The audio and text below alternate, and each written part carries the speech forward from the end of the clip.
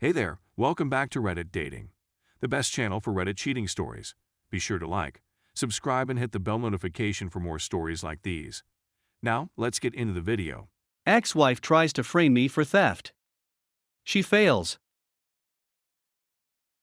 I'll admit that this doesn't quite rise to pro-revenge levels, but it is in addition to my previous post here as requested in the comments. At this point in the saga, having lost the custody battle, V is moving to NH to be with her then primary lover, now husband number 5. A detail that amuses me to this day is that he shares the same first name as the FB lover from CA as mentioned in my first post. I always refer to them as Paul number 1 and Paul number 2 when talking about them. Yes, I'm easily amused. About a month after the custody hearing at which I got full physical custody of Rebecca, V and I had an email exchange in which we agreed that I would go to her apartment and take Rebecca's captain's bed and some of Rebecca's belongings the day before movers arrived to pack up Voldemort's stuff. She was moving 75 miles away to central NH, having burned pretty much every bridge in the area. As Sam drives a truck, he graciously agreed to come along to both help and to be a witness. So we get there around 7:20 p.m. and knock at the door. After a brief wait, V opens the door, iPhone glued to her ear. She sullenly mumbles something about her stuff is upstairs, and then heads off to her second-floor bedroom, weaving and mumbling something that made me stop and think. I didn't quite get it, but I recall thinking, I really cannot go in here at all without a witness. I stick my head out the door. Sam, come on. You need to come in with me. So we go in. Holy crap. It's a tip.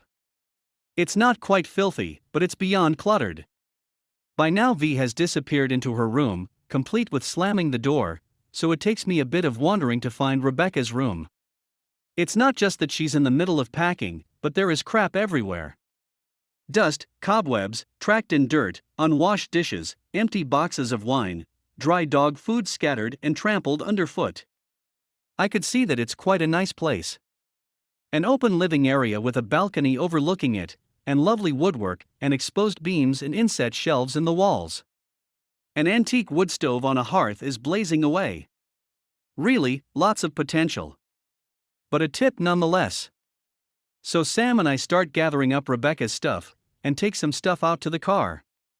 I realize we need an Allen wrench to take apart the bed, so I go out to the car to get one and come back in. In the lull in activity, she had come back into the living area, but went right back into her bedroom as we climbed the stairs, phone still glued to her ear. It takes a bit, but we finally get the bed taken apart, and have moved most of the stuff in Rebecca's room out to the front lawn. Without conferring, it's clear Sam and I both decided to get the stuff to the front lawn and worry about packing the vehicles after we're completely out of the house. It's at this point that it starts to get weird. Sam is carrying out the second to last load when V pops out of her bedroom door, looks out from the balcony, and says, "Why are you taking stuff out of my house?" Sam drops what he's carrying and exits the house. He knew what was up instantly. I come out of Rebecca's room, and V clearly didn't realize I was still there, and say, "You agreed via email that we would take Rebecca's bed tonight."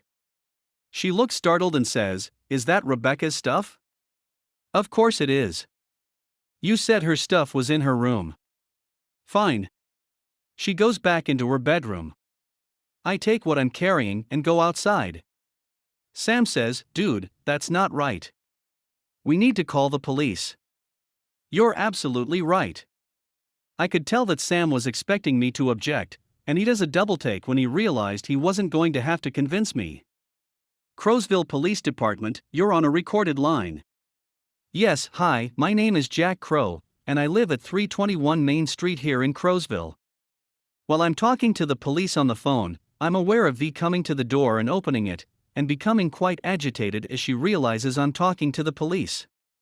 By the time I finish the following explanation, she has slammed the door and is tromping around inside the living area, heatedly talking on her phone.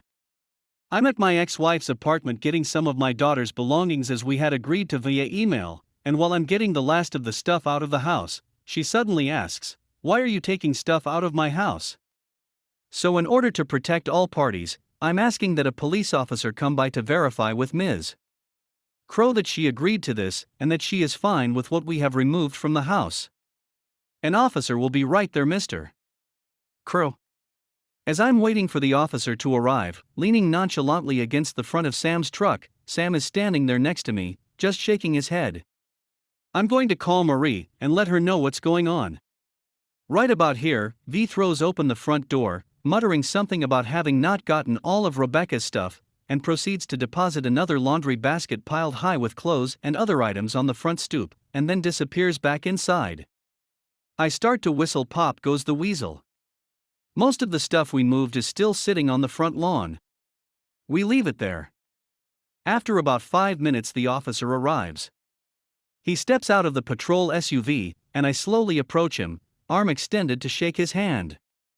Good evening, officer, I'm Jack Crow. Evening, Mr. Crow, Ollie Johnson. We shake hands. I give him a brief explanation of the situation, and he comments that I was right to call him, and that he'll go speak to V.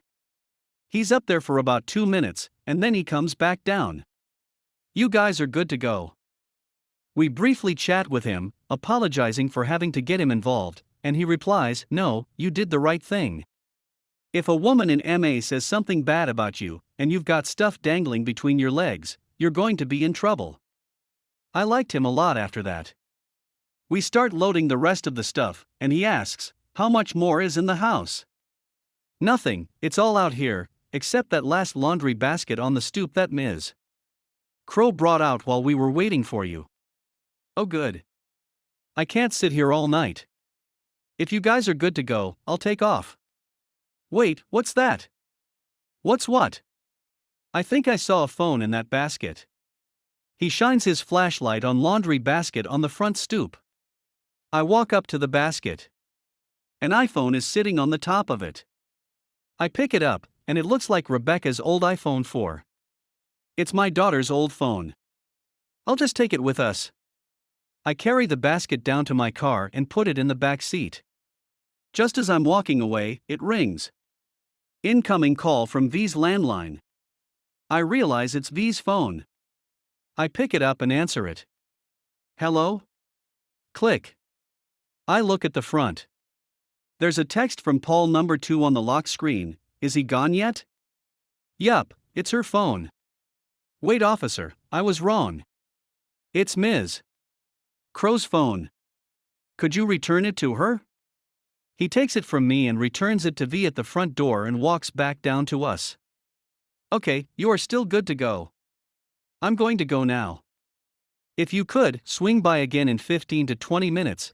If we're still here, you might want to pull in and make sure we're still okay. Sounds good. You two take care.